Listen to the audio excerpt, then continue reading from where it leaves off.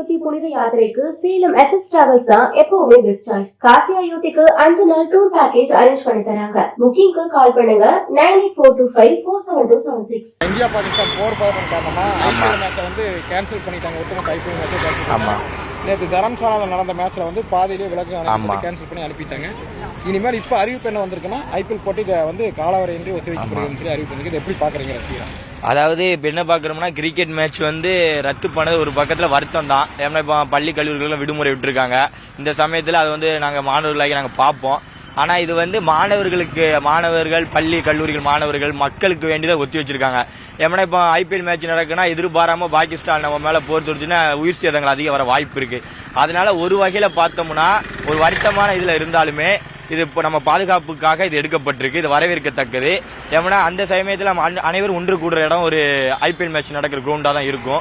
அப்படிங்கும்போது எதிர்பாராம பாகிஸ்தான் ராணுவமோ இல்லைன்னா தற்கொலைப்படை தீவிரவாதிகளோ வந்து அட்டாக் பண்ணிட்டாங்கன்னா வேற வழி கிடையாது. உயிர் சேதங்கள் அதிகம் வரும், நம்ம மக்களை இழப்போம். அதனால ஒரு வகையில் ரத்து பண்ணது வரவேற்கத்தக்கது. நம்ம இந்த இடத்துல நம்ம என்ன சொல்றோம்னா நம்ம ராணுவத்துறைகள் வந்து நமக்கு பாதுகாப்பு வழங்குது. இருந்தாலும் தன்னுடைய பாதுகாப்பை நம்மளும் பார்த்துக்கணும். ராணுவ வீரர்களுக்கு மரியாதை கொடுக்கணும். இந்த நேரத்தில் ராணுவ வீரர்களுக்கு வேண்டி நம்ம உடன்பட்டு இருக்கணும். அவங்க கேட்கிற உதவிகள், அவங்க செய்யற சைரன் ஒலிகள், அந்த பாதுகாப்பு நடவடிக்கைகளும் மக்களும் ஒத்துழைப்பு கொடுக்கணும். ஏன்னா எவ்வளவுதான் ராணுவ வீரர்கள் பாடுபட்டாலுமே நம்ம மக்கள் ஒத்துழைப்பு இருந்தா மட்டும்தான். நம்ம இப்பதான் பொருளாதாரத்தில் வளர்ந்து வந்துகிட்டு இருக்கிறோம். இந்த சமயத்தில் இந்த பாகிஸ்தான் போருங்கிறது மிகவும் ஒரு வருத்தமான இதா தான் இருக்கு. இருந்தாலும் தைரியமா இதை எதிர்கொள்வோங்கிற நம்பிக்கை எங்களுக்கு இருக்கு. எத்தனை நாடுகள் ஒன்றிணைஞ்சு நம்மளை எதிர்த்தாலும் இந்தியாங்கிற ஒரு நாடு அத்தனை நாடுகளையும் ஓட விடும். ஏன்னா நம்ம அந்த நாடு வரும் இந்த நாடு வரும் அப்படிங்கிற நம்ம எதிர்பார்ப்பே கிடையாது.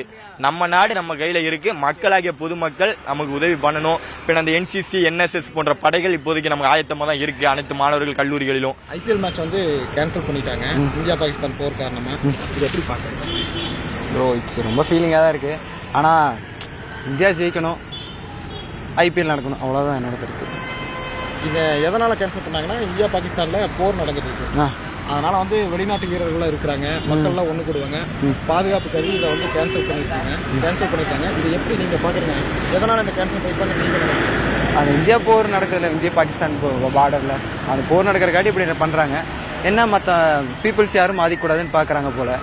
ஆனால் இதெல்லாம் சீக்கிரம் சரியாகணும்னு நான் நினைக்கிறேன். அவ்வளோதான். ஆக்சுவலாக இது கரெக்டான முடிவாக தான் நான் எடுக்கிறேன். என்ன வந்து சேஃப்டி கன்சர்ன் தான் ஃபஸ்ட்டு. நம்ம ரிமைனிங் 14 to 15 மேட்ச் இருக்குன்னு நினைக்கிறேன். 58 மேட்ச் ஆயிருக்கு, ரிமைனிங் மேட்ச் இருக்குது. சேஃப்டி கன்சர்ன் முக்கியம். ஃபாரின் பிளேயர்ஸ் இருக்காங்க, உள்நாட்டு பிளேயர் இருக்காங்க. ஸோ இந்த டைமில் நம்மளுக்கு கண்ட்ரி தான் ஃபஸ்ட் இல்லையா? அதனால் வந்து ஐபிஎல் போட்டி ரத்து இப்போ சொல்லியிருக்காங்க. டேட் என்ன ஃபிக்ஸ் பண்ணேன்னு சொல்லியிருக்காங்க. ஸோ பார்ப்போம். இந்த அமைதியான சூழல் நடந்ததுக்கப்புறம் ஐபிஎல் போட்டி மீண்டும் ரிமைனிங் மேட்சஸ் நடக்கும்னு எதிர்பார்க்குறேன். இல்லை ஃபர்ஸ்ட் ஆஃப் ஆல் வந்து மக்கள் சேஃப்டி முக்கியம், மேட்ச் செகண்டரி. இருந்தாலும் கேன்சல் பண்ணாமல் வேற ஏதாவது கண்ட்ரியில் வச்சிருக்கலாம், துபாய் அந்த மாதிரி எங்கேயோ வச்சிருக்கலாம் ஜி. இது கேன்சல் பண்ணது ஒரு வகை நல்லது. இன்னொரு சைடு பார்க்கும்போது கொஞ்சம் கஷ்டமா இருக்கு. மேட்ச் கேன்சல் ஆயிருச்சு. நீ தோனி அடுத்த சீசன் விளையாடுவாரான்னு தெரியல. நீ இந்த சீசன்ல பார்க்கலாம்.